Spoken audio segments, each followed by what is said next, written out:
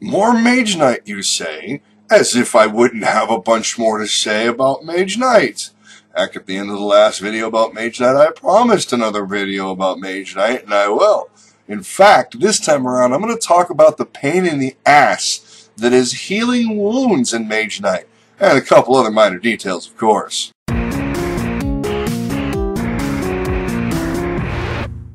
Before I get any further, let me tell you I have now spent some time with Krang and Wolfhawk as the expansion characters. Wolfhawk comes in the Lost Legion expansion and Krang comes in his own expansion. Krang I kind of like. I'm getting used to him. I do think it's kind of cool that he has abilities that they flip over for a permanent effect, that you can take various options to kind of unflip them, like resting or whatever.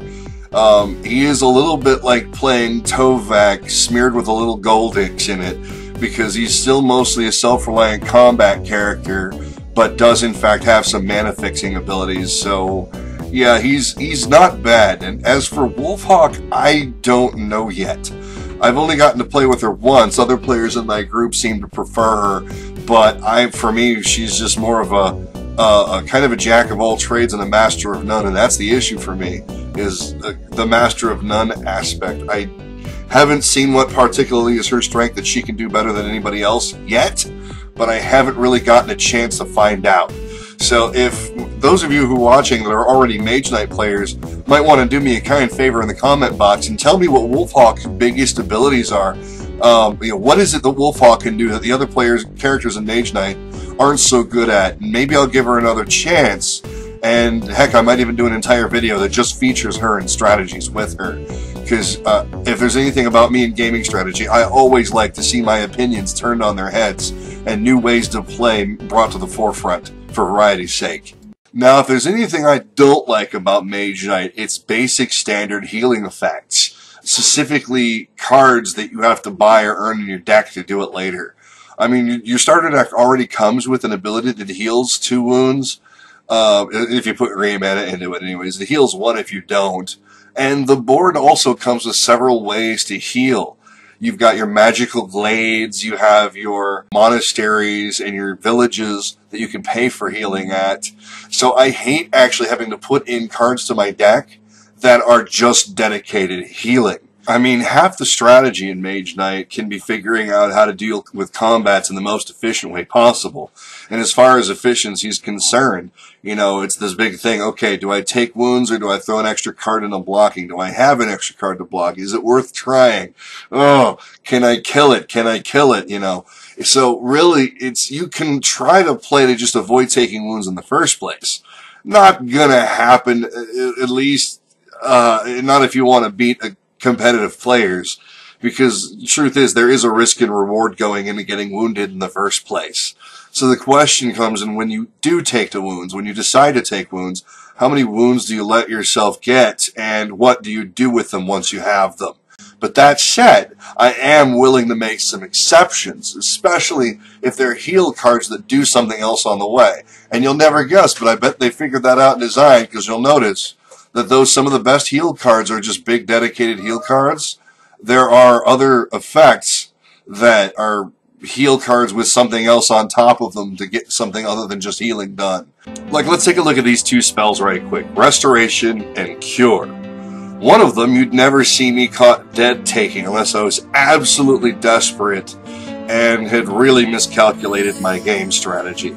Restoration, all it does is heal. It heals a lot, don't get me wrong, but I will generally try to take any other healing ability than that if I'm taking a healing ability at all. Of course, if I'm playing Goldix, he has a built-in skill for healing. I'm probably not going to take a healing ability at all, but nonetheless, Restoration. Heal 3, if you're in a forest, heal 5 instead. But Mr. Joven, Rebirth lets you ready up tropes and shit. Okay, look. That is the night side of the spell.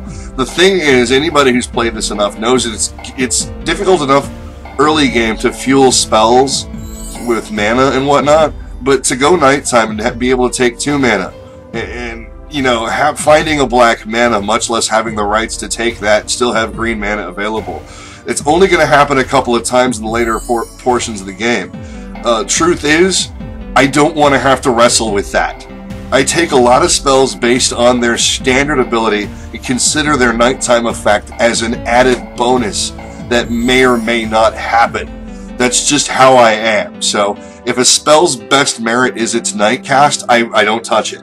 So that said, looking at Restoration as it is, most of the times you cast it, it's just going to have the basic effect. And heal 3, or if you're in a forest, heal 5. I do not like it. Because what if I draw this spell and I don't need to heal right now? You know? Or, you know, because I planned around my woundings very well. It's not going to happen. But Cure. Heal 2 and draw a card for each wound healed in your hand from your hand this turn. That's fairly good. And ready each unit healed this turn. Oh, now we're talking. Not only did you just give me a reason to take wounds in the first place, because readying units up by having them take damage for me, which is one of the natural things that's going to happen a lot anyways, is having your units take damage so you don't have to. Or drawing cards if you took wounds. It's a little bit better. This is incentive to take those wounds in the first place. So if you get your hands on Cure early enough in the game, you can kind of plan around it. And that I like. But let's look at a couple of the actions that do healing as well. Yeah, Regeneration. That's what Restoration should have been. It's not as much heal, but at least I can ready units with it. And mind you, that is whether or not I heal, so maybe I'm using Regeneration when I have no wounds to work with. But at least it's a spell that I can use now no matter whether or not I'm wounded. That's really cool. And Refreshing Walk, which gives me movement and some healing. Man, you can always use movement in Mage Knight. With the number of people I've always playing with it are like, man, I gotta turn cards sideways so I can get where I want to do what I want. Uh-oh. It's time for a tangent. Mage Knight pro tip number 1. And I'm sure there are other Mage Knight pro tips I've given, and they may even have been number 1, but this I now deem the most important thing. When playing Mage Knight, remember, the game is a puzzle, but it's an open-ended one. Where you want to go and what you want to do may not be the thing you do with any given hand. Maybe the hand is telling you to sit in this glade and heal 1 more wound. Maybe the hand is telling you don't have the move to go after that mage tower, but you have the move to stick around here in the village and buy something else. You have to be open-ended when playing the game. So hearing from people, man, I have to throw all my cards sideways to be able to do what I want to do, it's just not going. I'm sorry, I can't do that. It's just one of the first things you have to learn if you want to get good at Mage Knight is sometimes your hand tells you that you're going to stick around and draw a few cards so you can move. Sometimes your hand tells you you're going to fight something, and sometimes your hand tells you that you're going to do something anything but fight for a turn. You have to be flexible and open-ended. Your hand will tell you what you can do, so don't be scared to just change your mind and do what your hand is strong at doing. But Mr. Joven, why are we looking at steady tempo in an episode about healing? Because I thought between Refreshing Walk and that little tangent there we just discussed, that would be a good time to talk about another one of my favorite cards. Specifically, what I think is probably the best movement card in the game. You see, Steady Tempo is a movement card that's going to come up more than once in your deck, which means you can use it more than once. I mean, yeah, you put it on the bottom of your deck, but that means on the last turn you might be able to move that one extra step that'll give you a little bit more efficiency in the next game round or something like that. The point is you get a lot more than your money's worth out of this card because it lets you abuse it multiple times. I mean, geez, you could be in a game where during this particular round, you may have flooded through your deck really fast, and now your opponents are just stretching out. Yeah, you have the option of ending the round early if you want, but if you think it's worth it, you can just keep cycling Steady Tempo turn after turn while you're waiting for your opponents to catch up. There are just so many ways that you can use and abuse Steady Tempo. I just think it is probably the best movement card in the game. And yeah, other opinions are going to disagree with me, like Ambush maybe. Or, agility. Sure, but this is my opinion and I'm sticking to it. So a lot of my friends think Herbalists here are the coolest thing since the invention of the wheel, because you can give them a green mana and heal too. Yeah, sure. I guess that helps. I mean, you already have Tranquility in your starter deck for that. But, so now you can do it more often, right? Well, that's just it. If I'm paying money for something that heals, even if it's as cheap as $3, I want it to be a little bit more efficient. And then tying up green mana, there's so many better things I can do with green mana. I'm not a big fan. But what I didn't say was I don't like Herbalists. Let me be more specific here. I still like Herbalists. They don't take much damage for you, and they can attack or block, but they're a level 1 unit that's easy to heal. They're cheap enough to get. 3 influence, I mean, anybody can do that easily, right? The thing is, readying a level 1 or 2 unit, you can ready up some pretty serious things with that. So to be able to get multiple usage out of a good heavy attacker or blocker, that's insanity. And gaining a green mana token so you can throw out that ever-famous concentrated swiftness or something. You know, it's just... they're good, just not for the reason I think my buddies like them the most, which is the healing effect, which, by the way, they don't quite seem to use as often as they think they do. Crossbowmen here are just up here as a pristine example of the kind of things I'd like to use Herbalists with. The thing about crossbowmen is they're best when you have a ton of them anyways. So, yeah, getting like 3 copies of Udum Crossbowmen, that gives you ranged attack 6. That's better than concentrated swiftness, if you ask my opinion. So, getting a bunch of Udum Crossbowmen is, I like to refer to it as the firing squad. Yeah, those are pretty cool. Maybe not the best unit to use with Herbalists, but I just wanted to stick them in there anyways, and talk about another favorite unit I've come to love. So the biggest thing to remember every time you take a wound, what am I going to do with it? How am I going to get rid of it? Because you know you don't want it.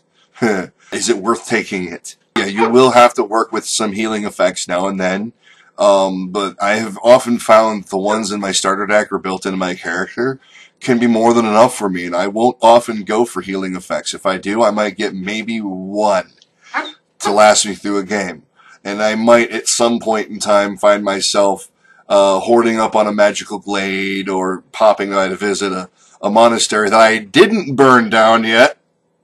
That'll about cover it for now, because I don't really have much else to say about damage, because just like everything else in Mage Knight, you're going to find situations that will come up inevitably that are going to take everything that I think about healing and whatever and throw it right out the window because you don't quite have the cards you needed, or things just came up differently. You know, and that's the thing I love about Mage Knight, I can't say it often enough, is that you need to stay flexible and open to trying out things differently than you're used to if you want to get those high scores. Give me suggestions for things you'd like to see me bring up in the next video, and until I see you again, keep gaming.